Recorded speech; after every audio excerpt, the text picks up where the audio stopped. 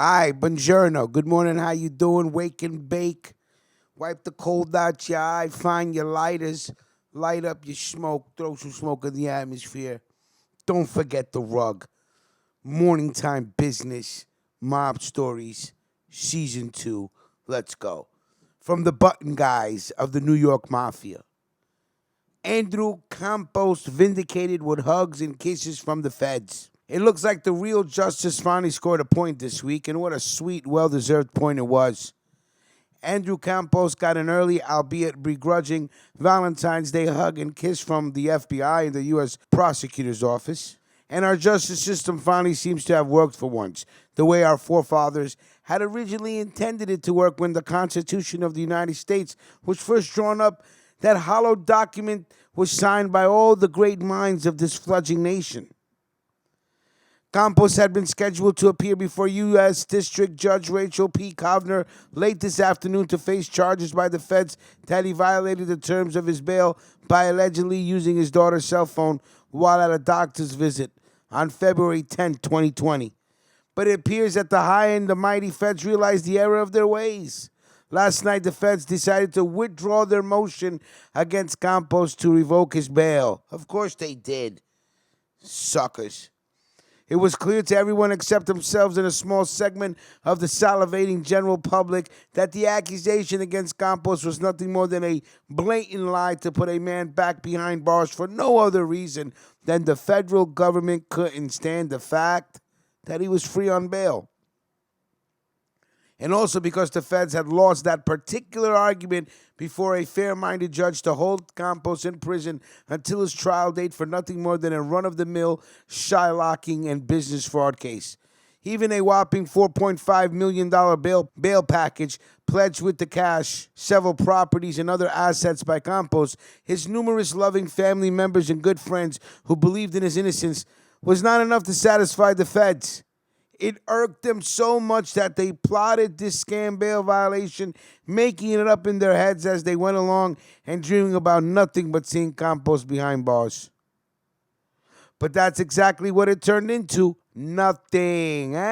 You got nothing. We give you nothing. You get nothing. You got nothing. Except for a complete waste of taxpayers' dollars.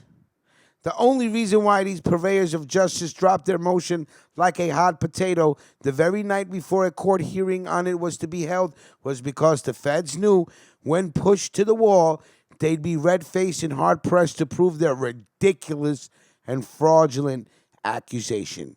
It was not because they suddenly had an epiphany or jolt of good conscience. This entire made-up event was nothing more than a case of very sour grapes on the part of several prosecutors and rah-rah FBI holier-than-thou agents. And the only proof the feds had of Campos' alleged bail violation was an obscure picture that proved only the man had his head down, probably reading a magazine or maybe even napping. But it certainly wasn't of him using a cell phone. Because if Campos truly had been doing what the feds accused him of, as we stated in our prior article, the FBI's agent's picture would have been foolproof. As Henry Mazurek, Campos' lawyer, said in a statement about this incident, a person's liberty should not be the subject of the government's whim. The government's motion to detain Mr. Campos was a scary overreach that could have put an innocent person in jail for taking his daughter to a doctor's visit. Next time, rather than moving to revoke bail, they should actually investigate first. While this is a small win for Campos and real justice in general, what still must be addressed is the fact that the incident even took place at all. It should never have happened. Remember, Campos is still an innocent man. He's been accused, but not convicted. And this underhanded and dirty trick by the feds had already put Campos right to a fair trial at risk before the feds, because the feds put him and continue to put him on trial in the court of the mass media and public opinion instead of in the courtroom where it belongs and how it was intended and is defined in our Constitution. However, The worst part is that Campos' young daughter was unwittingly ensnared into this sick ongoing game played by the feds. A complete disregard for even an ounce of human decency for which the great protectors of the people are not ashamed at all. I say disgracia to the FBI. And if anyone thinks that this is the last time Campos or any other defendant or even any of their family members, no matter their age, will ever be subjected to this kind of bullshit harassment by federal authorities, well, you're living in the feds' Kool-Aid induced fantasy world. Because the Kool-Aid that the feds have dished out to the public through the mass news media have already taken effect. And the court of public opinion has already turned against Campos, as is evidenced by this poster on Reddit. Feds fucking with honest people. They have my sympathy. Campos scams people for a living. I don't care what the feds do with him. Who knows if this person will be selected for Campos' jury trial, or if there are any others like this person who may be silent but think the same thing, long before Campos' jury trial has even begun.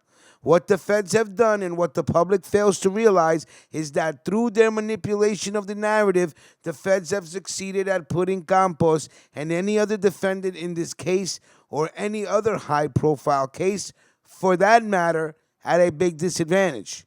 And his bogus bail violation would have never made headlines in and of itself either, because it just wasn't sexy enough for most of the general public. So the feds used another shady tactic of theirs.